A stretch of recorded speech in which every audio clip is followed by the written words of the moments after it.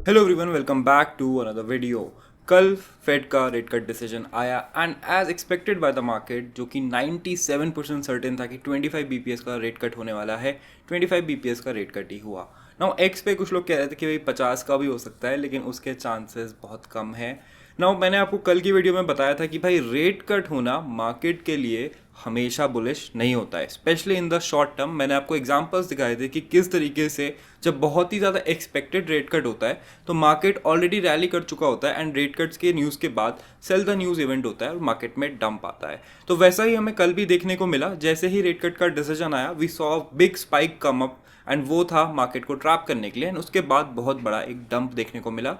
3 से 4 हज़ार डॉलर के आसपास तक बिटकॉइन गिरा and now people are wondering कि क्या यहाँ पे रेट कट्स के बाद भी डंप हो रहा है, इसका मतलब है कि मार्केट बेरिश हो गया है, क्या हम यहाँ से नीचे जाएंगे। तो उसके लिए मैंने आपसे क्या बोला था, that we have to listen to what Jerome Powell said after the FOMC meeting. Powell जो कि फेड के चेयरमैन है, वो आके बताते हैं कि फेड ने ये डिसीजन क्यों लिया है एंड उनके नेक्स्ट डिसीजन के हिंट्स वो जो है देते हैं कि क्या होने वाला है, किस तरीके से वो मार्केट का आउटलुक देख रहे हैं एंड किस तरीके से वो मनी कंट्रोल को मैनेज करेंगे। तो वो स्पीच को आज डिस्कस करते हैं एंड किस तरीके से उनके इंडिकेशन से हम निकाल सकते हैं कि नेक्स्ट एफओएमसी मीटिंग जो कि अगले महीने ही है, वहां पे रेट कट होंगे या नहीं होंगे। So hit that like button, subscribe if you are new here. Let's go to the screen and start today's update.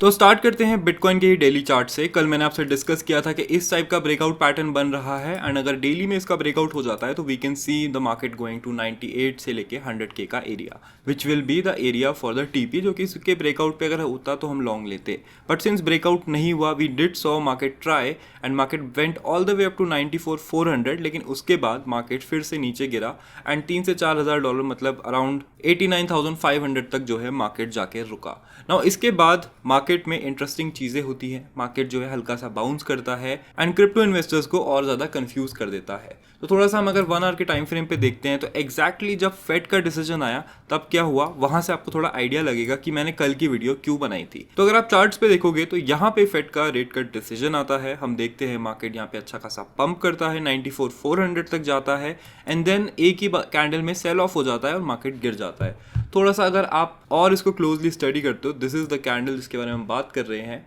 And अगर हम इसको 15 मिनट्स में देखते हैं तो आपको दिख जाएगा कि किस तरीके से यहाँ पे रिटेल इन्वेस्टर्स को ट्रैप किया गया, जो कि बुलिश हो गए थे रेट कट्स की न्यूज़ सुनते ही। तो इसीलिए यार ये सब चीज़ें आपको देखनी होती हैं। हर बार रेट कट्स आता है, हम डिस्कस करते हैं कि किस तरीके से वो जाएगा।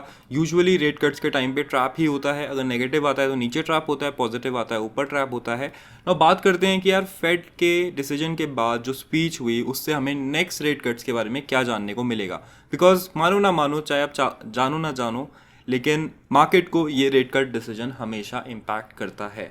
तो अगर अभी हम पॉली मार्केट्स में देखते हैं तो जनवरी के डिसीजन के मार्केट्स ऑलरेडी लाइव हो गए हैं, जहाँ पे केवल 2% चांस है कि 50 बीपीएस रेट कट होगा, 25 बीपीएस रेट कट का 19% चांस है एंड नो चेंज का 80% चांस है। तो market is not expecting another rate cut. But why is that? तो उसके लिए हमें पावेल की स्पीच के बारे में जानना पड़ेगा। तो मैंने चैट जीपीटी से बोला कि भाई ये स्पीच का मुझे एक समरी देके दो ताकि मैं अच्छे से एक वीडियो बना सकूं।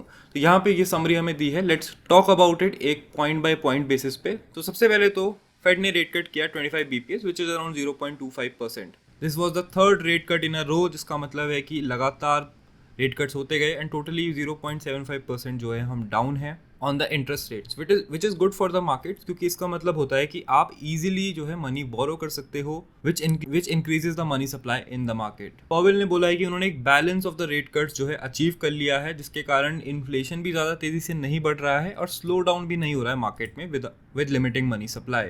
नाउ रेट कट्स के लिए उन्होंने बोला कि जॉब मार्केट वीक हो रहा है, इसलिए हम जो है ये रेट कट्स कर रहे हैं, इंडिकेटिंग कि हायर अनएम्प्लॉयमेंट हो सकती है आने वाले महीनों में और फेड इसको जो है प्रिवेंट करना चाहता है। नाउ इन्फ्लेशन अराउंड 3% है, जो कि फेड के गोल से हाई है, जो कि यूजुअली 2% के आसपास रहता है। पॉवेल जो है अपना हाथ झाड़ लेता है कि भाई ये हमारे कारण नहीं हो रहा है, ये जो टैरिफ्स का गेम खेल रहा है ट्रम्प, उसके कारण हो रहा है। बट इसको एक ब्लिप की तरह वो मानते हैं, मतलब कि ये जो है एक ट्रेंड नहीं है, ये बस एक दो चीज़ें हैं जो इसको पुश कर रही हैं, इसमें फेड की कोई गलती नहीं है and markets will normalise it as the time comes, which is a good signal, a little bit of a dovish signal. Now एक डिलेमा में है Fed because of the tariffs कि प्राइसेस को स्टेबल रखना है, मतलब इन्फ्लेशन को नीचे रखना है और जॉब मार्केट को स्ट्रॉन्ग रखना है, मतलब कि अनएम्प्लॉयमेंट कम करनी है। दोनों गोल अंडर प्रेशर हैं right now. Now this is a rare occurrence, क्योंकि क्या होता है यूजुअली जब इन्फ्लेशन बढ़ रही होती है, इसका मतलब क्या है कि मार्केट में बहुत सारा पैसा फ्लो इन हो रहा है, एंड फ्लो इन होते हुए पैसे के कारण क्या होता है कि लोग जो है बिजनेसेस में इन्वेस्ट करते हैं, विच क्रिएट्स मोर जॉब्स। तो इन्फ्लेशन का राइज होना जॉब्स को भी राइज करता है। लेकिन अभी क्या हो रहा है कि सिंस टेरिफ्स आ गए हैं, तो इन्फ्लेशन का जो कैलकुलेशन है, जो बैलेंस है, वो थोड़ा सा बिगड़ रहा है, जिसके कारण जॉब्स भी कम हो रहे हैं और इन्फ्लेशन भी बढ़ रही है, which is very very rare. And वो दिखा रहा है कि ट्रम्प का जो ये टेरिफ का गेम है वो किस तरीके से यूएस को नीचे पुश कर रहा है। ना all is not bad for US, they are expecting the GDP growth to be around 1.7% this year, और नेक्स्ट ईयर वो 2.3% एक्सपेक्ट कर रहे हैं। नाउ ऐसे मार्केट में भी वो किस तरीके से अपना जीडीपी ग्रोथ एक्सपेक्ट कर रहे हैं, दे आर सेइंग कि एआई पे बहुत ज़्यादा इन्वेस्टमेंट हो रही है, जिसके कारण जीडीपी पे ओवरऑल इफेक्ट पड़ रहा है। इसके अलावा कंज्यूमर स्पेंडिंग भी जो है इंक्रीज हो रही है, विच मेक सेंस, क्योंकि काफ़ी सारे लोग जो है इन्वेस्टमेंट सेक्टर कर रहे हैं, एंड इन्फ्लेशन का जो है वहाँ पे डायरेक्ट फायदा मिलता है। नाउ फेड ने शॉर्ट टर्म ट्रेजरी बिल्स को बाय करना स्टार्ट किया है, $40 बिलियन का इन्वेस्टमेंट वो इसमें करेंगे। नाउ इसको कंफ्यूज मत करना कि अब क्यूई होने वाला है, हमने कल क्यूई भी और क्यूटी भी डिस्कस किया था। This is not QE, this is just to keep the banking smooth. Now कल एक बहुत ही इंटरेस्टिंग चीज हुई एफओएमसी में। यूजुअली क्या होता है कि जब भी एफओएमसी में रेट कट्स होते हैं या नहीं होते हैं, तो जो फेड की कमेटी होती है वहां पे यूनानिमस ही होता है यूजुअली ये वोट। लास्ट टाइम भी ये वोट यूनानिमस था, केवल एक आदमी था जो 50 बीपीएस रेट कट्स मांग रहा था, दैट वाज ट्रम्प का आदमी, जो इंडिकेट कर रहा है कि ट्रम्प के क्या इंटेंशंस है। इस बार लेकिन थोड़ा इंटरेस्टिंग चीज हुई, we saw a 9-3 split in the Fed, जिसमें से एक बंदा फिर से 50 बीपीएस मांग रहा है, ऑब्वियसली ट्रम्प का बंदा, एंड उसके बाद दो बंदे थे जो कि मांग रहे थे there will be no change, which is very very rare in FOMC, which indicates कि अभी हम जो भी एक्सपेक्ट कर रहे हैं वो वॉलेटाइल तरीके से चेंज हो सकता है अगर ट्रम्प जो है अपना इन्फ्लुएंस यहाँ पे यूज करता है। जो कि मैंने आपको कल भी बताया था कि since Trump is looking for a replacement for the FOMC chairman which is Jerome Powell, और उन्होंने इंटरव्यू लेने भी स्टार्ट कर दिए हैं, तो this is something that can change very very fast. तो यहाँ पे मैं जो भी आपको बता रहा हूँ, ये स्पीच हो सकता है वो चेयरमैन चेंज होने के बाद मैटर ना करे। Now the most interesting point was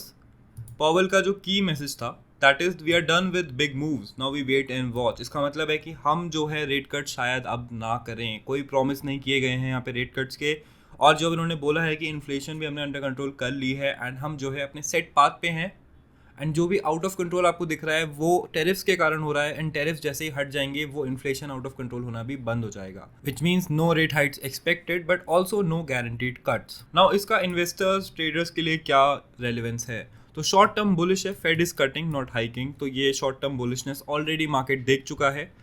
then medium term caution है, फेड जो है पॉज कर सकता है, तो अगर नेक्स्ट रेट कट्स में हमें पॉज देखने को मिलता है while market is expecting a 25 BPS rate cut, that could be a little bit bearish, उसको थोड़ा ध्यान में रखना है। ऑल्दो अभी इतना बड़ा इशू नहीं है because market is already not expecting a rate cut, जिसके कारण मार्केट ऑलरेडी जो है ये डाउन ट्रेंड ले चुका है। Another thing we saw that tech and AI पे जो है हाई फोकस है यूएस का, एंड ऑफ कोर्स किसी भी राइजिंग टेक में यूएस सबसे आगे ही होता है। उधर आप जो है देख सकते हो, this is a narrative that is still good.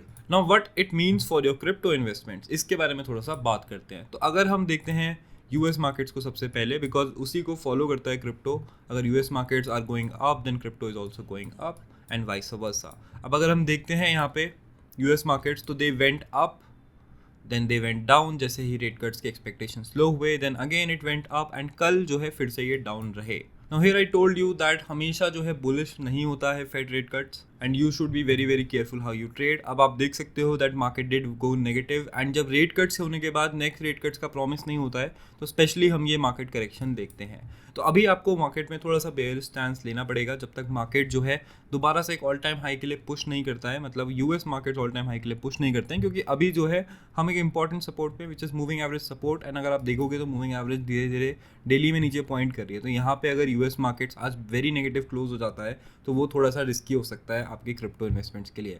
अगर हम बीटीसी की बात करते हैं, तो बीटीसी इज अराउंड 90,000 फिर से यहाँ होल्ड करने की कोशिश कर रहा है, and this structure is not looking that good, क्योंकि यहाँ से जो है ह्यूज रिजेक्शन हुआ, और मूविंग एवरेज के ऊपर जो हम कंफर्टेबली बैठे थे वो भी जो है हमें नीचे पुश कर दिया गया।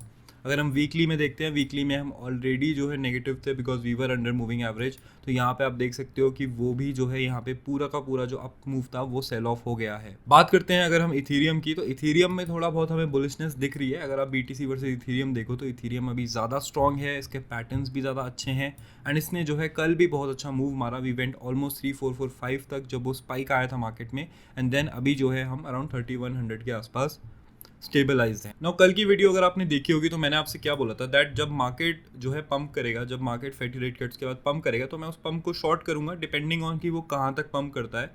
अगर पहले ही 96 तक पहुंच जाता तो हम वहाँ से शॉर्ट करते, अगर उससे पहले करेगा तो हम वहाँ पे शॉर्ट करेंगे। तो that short worked out great, go watch that video, मैंने ट्रेड वहाँ पे एक्सप्लेन किया है। एंड उस शॉर्ट को जो है हम यहाँ पे होल्ड कर रहे हैं, बट मैं अब इथीरियम पे लॉन्ग बिल्ड करना स्टार्ट कर रहा हूँ बिकॉज मेरे पास एक हेज अपॉर्चुनिटी है, यहाँ पे अच्छी हेज अपॉर्चुनिटी है क्योंकि हमने पेशेंटली यहाँ पे गेम खेला है।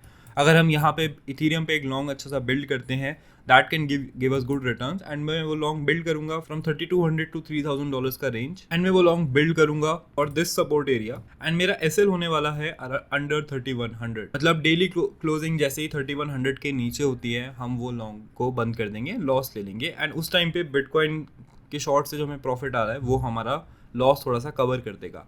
बीटीसी का जो हमारा शॉर्ट चल रहा है उसको मैं एसएलएट एंट्री रखूंगा, उस पर मुझे प्रॉफिट नहीं बनाना है, वो मुझे बस इस डिप बाइंग में, इस लॉन्ग बिल्डिंग में मदद करेगा। Now why am I doing it like this, क्योंकि देखो यार इथीरियम ज़्यादा स्ट्रॉन्ग है, इथीरियम का स्टेकिंग ईटीएफ आ रहा है तो वहाँ से स्ट्रेंथ हमें बीटीसी पे दिख रही है।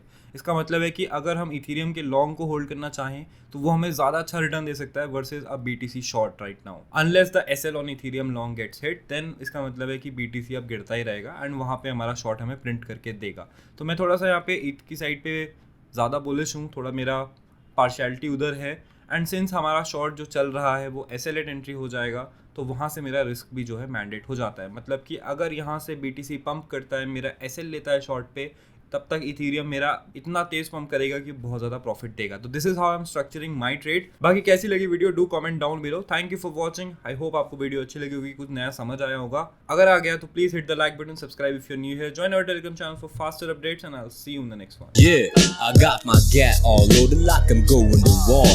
ये रेस पे purchase money money in my gaze है बवाल, चाहे 24 घंटे शराबी शोर और मजाल ना किसी की